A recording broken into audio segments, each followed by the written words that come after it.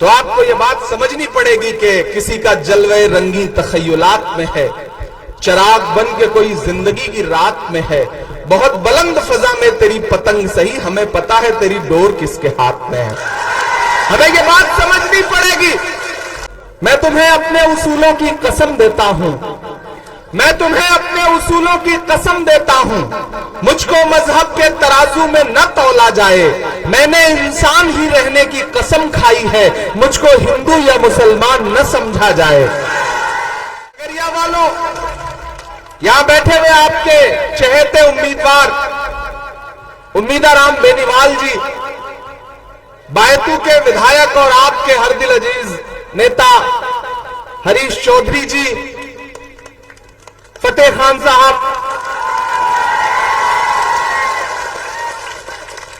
हम सबके सरपरस्त हुसैन फकीर साहब, हमारे बीच में मौजूद मदरसा बोर्ड के चेयरमैन राजस्थान के एमडी चौबदार साहब, इकबाल साहब, और स्टेज पे बहुत भीड़ है, मैं सबका नाम ले नहीं सकता।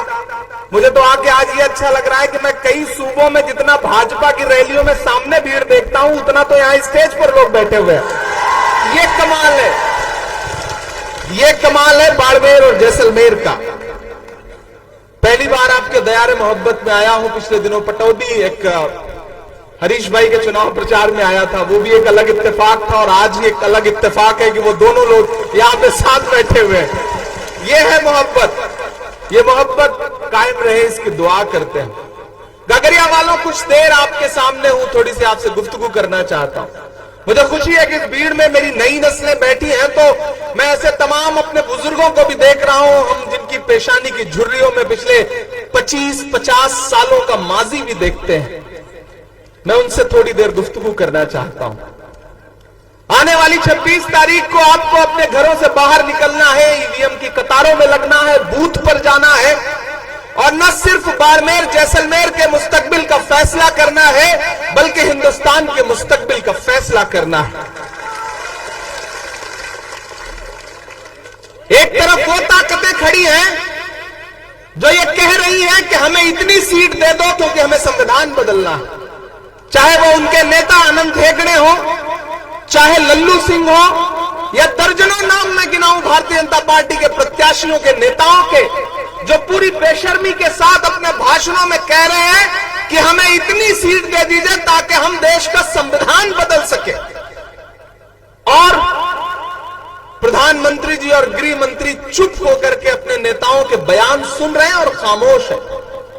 मैं प्रधानमंत्री जी से पूछना चाहता हूं कि आखिर आपके नेता ये बयान क्यों दे रहे हैं कि उन्हें संविधान बदलना है? वो संविधान जिसमें महात्मा गांधी के उसूल लिखे हुए हैं, वो संविधान जिसमें पंडित जवाहरलाल नेहरू के ख्वाबों की ताबीर है, वो संविधान जिसमें मौलाना आजाद की ख्वाब शामिल है, वो संविधान जिसे डॉक्टर बाबा साहब अंबेडकर ने अपने पसीने से लिखा। आप उस संविधान को बदल देना चाहते हैं। आखिर क्यों बदल देना चाहते हैं? आप इस देश के लोगों का मुस्तकबिल नहीं बदलना चाहते, आप बेरोजगारी नहीं खत्म करना चाहते, आप महंगाई नहीं खत्म करना चाहते, आप मुल्क से नफरत का माहौल नहीं बदलना चाहते, संविधान बदलना चाहते। क्यों बदलना चाहते हैं? मेरे भाई गागरिया वालों, आपको बहुत समझदारी और बहुत सियासी बेदारी से काम लेना है। आपके यहां लड़ाई दो तरह की है, एक तरफ रील वाले नेता हैं, एक तरफ रियल वाले नेता हैं। बड़ी कड़वी बात कह रहा हूं, जितना मैंने आपकी इस लोकसभा को जाना समझा है, एक तरफ हवा में चुनाव लड़ा जा रहा है, सोशल मीडिया पर रील बनाई जा रही है, लेकिन जो आपके मुद्दों पर रियल में लड़ना चाहते हैं वो लोग यहां बैठे हैं। हरीश चौधरी यहां बैठे हैं, फतेह खान यहां बैठे हैं, उम्मीदाराम बेनीवाल यहां बैठे हैं। अब आपको फैसला करना है कि हवाई चुनाव लड़वाना है या फिर जमीनी सच्चाई के साथ चलना है। वो जो हवा में उड़ रहे हैं, बड़ी बड़ी बातें कर रहे हैं, आपको पता है उनके कितने रंग हैं, कितना चोला बदलते हैं। आपके बीच में आते हैं तो ऐसा आदाब करते हैं कि लगता है कि झुक करके कमर टूट जाएगी, लेकिन जब वहां जाते हैं तो वो आपके बारे में कैसी बातें करते हैं शायद आपको नहीं पता होगा। अभी पिछले दिनों तो आपने धोखा खाया ना, बना के विधायक भेजा, उसके बाद क्या हुआ? वो जो चिट्ठी से मुख्यमंत्री बने हैं, पर्ची से, उनके साथ खड़े होकर फोटो खिंचवा रहे थे कि नहीं खिंचवा रहे थे? तो आपको ये बात समझनी पड़ेगी कि किसी का जलवे रंगी तखय्युलात में है, चिराग बन के कोई जिंदगी की रात में है। बहुत बुलंद फजा में तेरी पतंग सही, हमें पता है तेरी डोर किसके हाथ में है। हमें ये बात समझनी पड़ेगी, ये बात हमें समझनी पड़ेगी कागरिया वालों, बाड़मेर वालों, जैसलमेर वालों, कि ये चुनाव बहुत अहम चुनाव है। मैं देश की पार्लियामेंट में बैठता हूं, मैंने देखा है इस सरकार के इरादे कैसे हैं।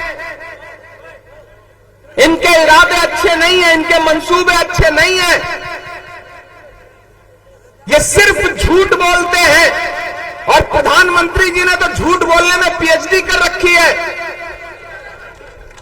उनसे बड़ा और सलीके का अदाकारी करने वाला कोई इंसान नहीं मिलेगा। अमिताभ बच्चन तो बहुत पीछे हैं नरेंद्र मोदी जी से, कलाकारी के मामले में, अदाकारी के मामले में।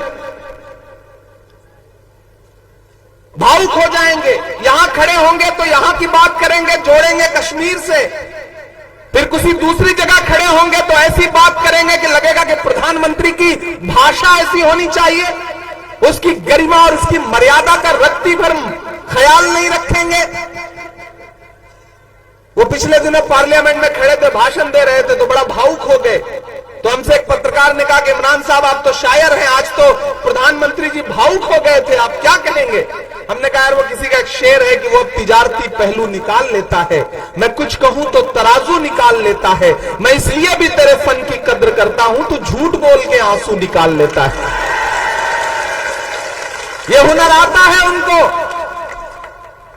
लेकिन जैसलमेर वालों, बाड़मेर वालों, आपसे हजारों किलोमीटर दूर से चल करके यहां अपना दामन फैला के आपसे यह कहने आया हूं कि यह लड़ाई बहुत बड़ी है, और जब लड़ाई बड़ी हो तो छोटी छोटी चीजें नजरअंदाज करिए, बड़े मकसद पर अपनी नजर रखिए। इस बार लड़ाई हिंदुस्तान के आईन को बचाने की है, संविधान को बचाने की है, जमहूरियत को बचाने की है। यह चुनाव तजुर्बा करने का चुनाव नहीं है। 4 महीने पहले कर लिया तजुर्बा आपने, जो करना था कर लिया। आपको नए झंडे पकड़ना अच्छा भी लगता है, मुझे पता है, आप ही का तो हूं ना मैं, आपके दिल के जज्बात समझता हूं। लेकिन इस वक्त एक्सपेरिमेंट का नहीं है। एक तरफ वो इंसान खड़ा है जो इस देश में एक नारा लगा रहा है कि नफरत छोड़ो, भारत जोड़ो, जो एक नारा लगा रहा है कि मुझे नफरत के बाजार में मोहब्बत की दुकान खोलनी है, और एक तरफ भाजपा वाले हैं जिन्हें हर बाजार में नफरत की दुकान खोलनी है। ऐसे में आपको चुनना पड़ेगा कि आप किसके साथ खड़े हैं। और मैं तो आपसे एक बहुत बड़ी बात कहने आया हूं। मुझे याद है 2022 7 सितंबर की वो सुबह, हरीश चौधरी जी भी मौजूद थे, वो सुबह आपको भी याद होगी। कन्याकुमारी के साहिल पर एक शख्स खड़ा था और ये कह रहा था कि मैं हिंदुस्तान से नफरत कम करने के लिए अपने कदमों के बल 4000 किलोमीटर कन्याकुमारी से कश्मीर चलूंगा और सिर्फ एक नारा लगाऊंगा कि नफरत छोड़ो, भारत जोड़ो। भारत को जोड़ने के लिए 4000 किलोमीटर वो शख्स चलता रहा। मुझसे पत्रकारों ने कहा कि इमरान साहब आप राहुल गांधी के कंधे से कंधा मिला के चल रहे हैं, आप तो शायर हैं, आप क्या कहेंगे? तब मैंने कहा था कि जो हर जालिम से टकराएगी वो आंधी बनाऊंगा, जो हर जालिम से टकराएगी वो आंधी बनाऊंगा। नए अंग्रेज आए हैं, नया गांधी बनाऊंगा। लड़ाई बहुत बड़ी है, बहुत मुश्किल है। एक तरफ झूठे लोग खड़े हैं, एक तरफ सच्चा इंसान खड़ा है जिसका नाम राहुल गांधी है, और हम सारे लोग उसके सिपाही बनकर के आज आपके बीच में खड़े हैं। एक तरफ भाजपा के लोग हैं जिन्हें झूठ के अलावा कुछ नहीं आता, वो ऊपर से लेकर नीचे तक वो भाजपा के एक मंत्री एक गांव में पहुंचे, हरीश भाई, उन्होंने गांव वालों को इकट्ठा किया, बोले गांव वालों आओ, हम तुम्हारी समस्या खत्म करना चाहते हैं। गांव वाले भोले भाले थे आपकी तरह, गागरिया के लोगों की तरह, वो इकट्ठे हो गए। तो मंत्री जी ने कहा कि बताओ तुम्हारी क्या समस्या है, मैं तुम्हारी समस्या खत्म करूंगा। तो गांव वालों ने कहा साहब हमारी 2 समस्या है। बोले बताओ, खत्म कर दूंगा। तो गांव वालों ने कहा पहली समस्या यह है कि हमारे गांव में कोई हॉस्पिटल नहीं। तो मंत्री जी ने फोन निकाला, पता नहीं कौन सा नंबर डायल किया और लगे हड़काने फोन पर कि कल तक मुझे इस गांव में एक हॉस्पिटल चाहिए, अधिकारियों सुन लो, कल तक हॉस्पिटल चाहिए। ये कह करके उन्होंने फोन रख दिया। बोले देखो मैंने तुम्हारी पहली समस्या खत्म कर दी, दूसरी समस्या बताओ। तो गांव वालों ने कहा साहब हमारी दूसरी समस्या यह है कि इस गांव में मोबाइल का कोई नेटवर्क ही नहीं है। ये है भाजपा के लोग, इन्हें झूठ बोलने के अलावा कुछ नहीं आता। 2013 में झूठ का एक नारा दिया था उन्होंने ना कि बहुत हुई महंगाई की मार, अब की बार मोदी सरकार, और देश ने भरोसा कर लिया। अंजाम क्या हुआ? जो 58 रुपए लीटर पेट्रोल डीजल था वो 100 के पार पहुंच गया। गैस सिलेंडर 400 से 1000 के पार पहुंच गया। आटा, चावल, दूध, दही, पनीर, छाछ, लस्सी, किस चीज पर महंगाई नहीं आ गई? ये भाजपा की सरकारें फिल्में टैक्स फ्री करती हैं और कफन पर जीएसटी लगाती हैं। आपको समझना पड़ेगा ये बात। ये चुनाव बहुत अहम चुनाव है। यहां सारे समाज के लोग बैठे हैं, 36 कौम के लोग बैठे हैं। एक लफ्ज होता है उम्मीद, और एक उससे भी ऊपर जाकर के तब फिर उम्मीदा होता है। उम्मीद से भी आगे का एक लफ्ज है। तो आपको प्रत्याशी भी कमाल के मिले हैं। उम्मीदा राम बेनीवाल जी के बारे में मैं बहुत सुनता रहा हूं। आज जब वो बोल रहे थे तो मैंने महसूस भी किया कि निहायत ही शरीफ प्रत्याशी कांग्रेस पार्टी ने आपको दिया है। अब शरीफ इंसान की लाज बचाना आपकी जिम्मेदारी है। शरीफ इंसान की लाज बचाना आपकी जिम्मेदारी है। गागरिया वालों, अनेकों प्रश्न ऐसे हैं जो दोहराए नहीं जाते, बहुत उत्तर भी ऐसे हैं जो बतलाए नहीं जाते। मेरी ख्वाहिश है तुमको चांद तारे तोड़कर दे दूं, मगर चादर से बाहर पांव फैलाए नहीं जाते। और यही सब सोच करके ही हमें दिल में जगह देना कि घर आए हुए मेहमान लौटाए नहीं जाते। मैं रात अकोला में था, महाराष्ट्र में, उससे पहले नांदेड़ में था। मैं पूरे देश का माहौल आपको बता रहा हूं। केरल में चुनाव प्रचार के बाद उत्तराखंड था, उत्तराखंड से उत्तर प्रदेश गया, बिहार गया, जम्मू कश्मीर गया, महाराष्ट्र गया, आज यहां खड़ा हूं। कल बिहार में रहूंगा, पश्चिम बंगाल में रहूंगा। पूरे देश में एक बात, एक माहौल है कि दक्षिण भारत में भाजपा साफ और उत्तर भारत में भाजपा हाफ। एक नारा पूरे देश में है। ये जो प्रधानमंत्री जी बता रहे हैं हमें इतनी सीट आ रही है ना, ये वही तो प्रधानमंत्री हैं ना जिन्होंने कहा था 15 लाख आपके खाते में आएंगे। जैसे वो जुमला था वैसे ये भी जुमला है, इससे ज्यादा कुछ भी नहीं। किसी जुमले के झांसे में मत आना, किसी जुमले के झांसे में मत आना। आप बाड़मेर जैसलमेर की ये सीट जिता करके दे दीजिए। इमरान प्रतापगढ़ी और हरीश चौधरी आपसे वादा करते हैं कि दिल्ली में इंडिया अलायंस की सरकार बना करके देंगे आपको। मैं पूरे देश का माहौल देख करके आ रहा हूं, इसलिए आपसे ये बात कह रहा हूं। और गागरिया वालों, आप बड़े जिंदा दिल लोग हैं, बड़े भोले लोग हैं। आपके बारे में हम दिल्ली में बैठ करके कहानियां सुनते हैं। आपसे बस इतना कहना चाहते हैं कि ये ए टीम, बी टीम सब एक है। ऊपर का खोल उतारोगे तो अंदर सब एक हैं, एक जैसे हैं। और आपको बस इतना समझना है कि बार बार गलतियां नहीं की जाती हैं। एक गलती आपने करी और वो गलती भी वक्त और हालात की वजह से हो गई। मैं तो अपने बुजुर्ग से भी कहना चाहता हूं कि आपको आने वाली नई नस्लों के मुस्तकबिल के लिए समझदारी से काम लेना पड़ेगा। गागरिया वालों, कम कहूंगा, ज्यादा समझना। आप समझदार लोग हैं। महान बादशाह सिकंदर ने यूनान फतेह किया। यूनान फतेह करने के बाद जीत का जश्न मनाने के लिए वो शहर की सड़कों पर निकला तो उसने देखा कि पूरा शहर जश्न मना रहा है। एक फकीर सो रहा है सड़क के किनारे। चादर तान के सिकंदर को गुस्सा आया, सिकंदर अपने घोड़े से उतरा और उस फकीर के पास गया और जोर की एक लात उसको मारी और मार के कहा, क्यों रे फकीर, मैंने शहर फतेह कर लिया, शहर जश्न मना रहा है और तू सो रहा है। उस फकीर ने उनींदी आंखों से सिकंदर की तरफ देखा और देख करके कहा कि शहर फतेह करना बादशाहों का काम है, लेकिन लात मारना गधे का काम है।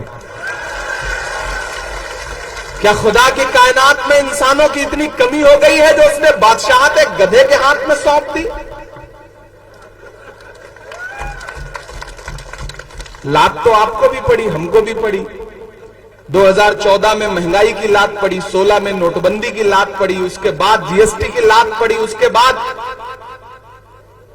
चंदा दो धंधा लो वाला एक नया स्कैम आया है साहब। किस तरह से इलेक्टोरल बॉन्ड के नाम पे देश को लूटा गया है, एक्सटॉर्शन किया गया है, आने वाले दिनों में देखिएगा आप।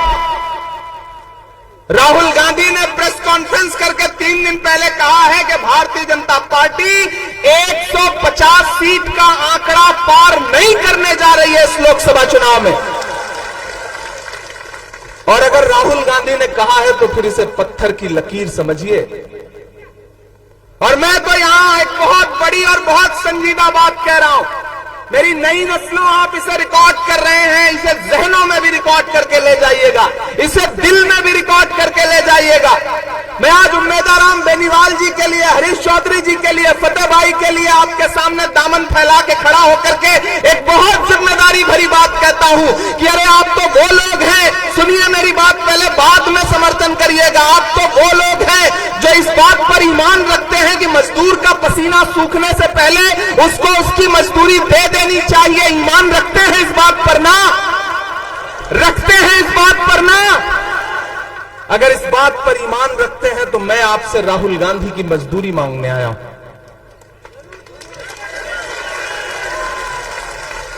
4000 किलोमीटर अपने पैर के छालों की परवाह किए बगैर पसीने से लथपथ एक टी-शर्ट, एक ट्राउजर में एक शख्स चला कन्याकुमारी से कश्मीर तक। अभी उसका पसीना सूखा नहीं है, मैं उसके पसीने की मजदूरी मांगने के लिए यहां पर आया हूं। और मुझे पूरा यकीन है कि आप मुझे मायूस नहीं करेंगे। उम्मेदाराम बेनीवाल को दिया गया आपका एक एक वोट सिर्फ इनको नहीं मिलेगा, मोहब्बत के उस मसीहा को मिलेगा जिसका नाम राहुल गांधी है। आपका उम्मेदाराम जी को दिया गया एक एक वोट बाबा साहब अंबेडकर के सच्चे अनुयायी मल्लिकार्जुन खड़गे जी को मिलेगा। आपका दिया गया एक एक वोट प्रियंका गांधी जी को मिलेगा, सोनिया गांधी जी को मिलेगा। आपका उम्मेदाराम जी को दिया गया एक एक वोट हरीश चौधरी को मजबूत करेगा, फतेह खान जी को मजबूत करेगा। और उम्मेदाराम बेनीवाल जी को दिया गया आपका एक एक वोट इमरान प्रतापगढ़ी पर आपका पर्सनल एहसान होगा। और आज मैं आया इसलिए चुनाव प्रचार खत्म होने से एक दिन पहले, मैं सिर्फ चुनाव प्रचार में आपसे गुफ्तगू करने नहीं आया हूं, मैं तो उम्मेदाराम जी का हाथ पकड़ के इन्हें पार्लियामेंट ले जाने आया हूं और ये कहने आया हूं कि उम्मेदाराम जी आप चलिए, आप लोकसभा में बैठिएगा, मैं राज्यसभा में बैठता हूं। दोनों भाई मिलकर के बाड़मेर और जैसलमेर के मुद्दों पर लड़ेंगे। आप लोकसभा में आवाज उठाना, मैं राज्यसभा में आवाज उठाऊंगा।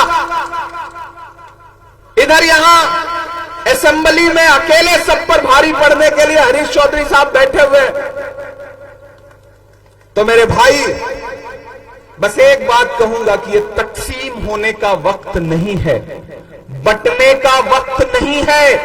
कोई कितनी भी अपीलें करे, कोई कितने भी वीडियोस जारी करे, आप उनसे कहिए कि आपका एहतराम अपनी जगह, आपकी इज्जत अपनी जगह, आपकी पगड़ी सर माथे पर, लेकिन इस बार लड़ाई हिंदुस्तान के आईन को बचाने की है, लोकल मुद्दों की नहीं है। और मैं तो अपने बड़ों से भी कहना चाहता हूं, कोई समझाए मुझे ये है सियासत कैसी, कोई समझाए मुझे ये है सियासत कैसी, आने वाली नई नस्लों से बगावत कैसी। घर की दीवार में खुद तुमने किया है सुराख, अब कोई झांक रहा है तो शिकायत कैसी। आज जो ये मौका आया है, इसमें गलतियां कहां हुई हैं? गलतियां सुधारी जाती हैं, उन्हें और बढ़ाया नहीं जाता है। मेरी उम्र बहुत कम है, मैं अपने बड़ों के लिए बेटे की तरह हूं, आपके लिए भाई की तरह हूं। महज 34 साल की उम्र में हिंदुस्तान की सबसे बड़ी पंचायत में राज्यसभा में बैठता हूं। मेरी उम्र भले कम हो, लेकिन मेरी आंखों ने मंजर बहुत सारे देखे हैं। तो इसलिए आपसे कहना चाहता हूं कि यह बंटने का वक्त नहीं है। आप अगर सेब खाने के चक्कर में आए तो जन्नत से भी निकाले जाओगे, याद रखना। इस चक्कर में मत आना, क्योंकि आप एक लुकमा खाओगे, फायदा किसको होगा? यहां वोट दोगे, वहां दिल्ली में जो ताकतें बैठी हैं उनको फायदा होगा। याद रखना इस बात। मैं आखिर में जाते जाते एक नज्म सुना के जाता हूं, नहीं आप कहेंगे कि भाषण बहुत सुना दिया इसने। भाषण आपने वैसे भी बहुत सुना। ये न्याय पत्र है जो कांग्रेस पार्टी का घोषणा पत्र है। मैं इस कमेटी का मेंबर हूं, सबसे कम उम्र का मैनिफेस्टो कमेटी का मेंबर हूं।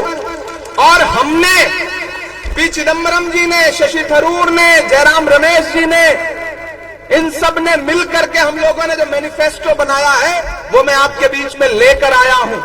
जानते हैं ये मैनिफेस्टो क्या कह रहा है?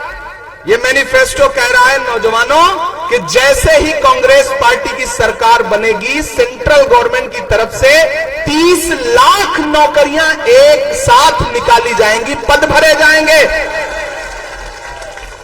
ये मैनिफेस्टो कह रहा है कि 25 साल तक के वो नौजवान जो डिग्री लेकर के, डिप्लोमा लेके घूम रहे हैं, नौकरी नहीं है, उनको 1 लाख रुपए हर साल बेरोजगारी भत्ता दिया जाएगा।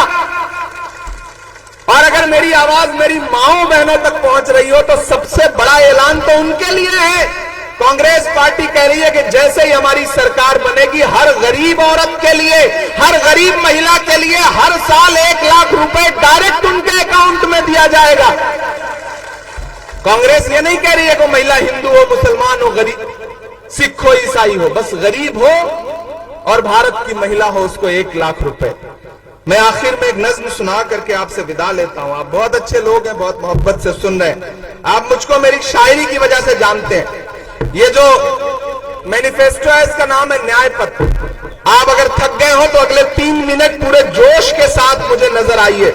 जिसके लिए गागरिया जाना जाता है, जिसके लिए गागरिया पहचाना जाता है, यहां मौजूद एक एक आदमी हाथ उठा करके ताली बजा के मुझे समर्थन दे। मैं एक नज्म आपको सुनाना चाहता हूं।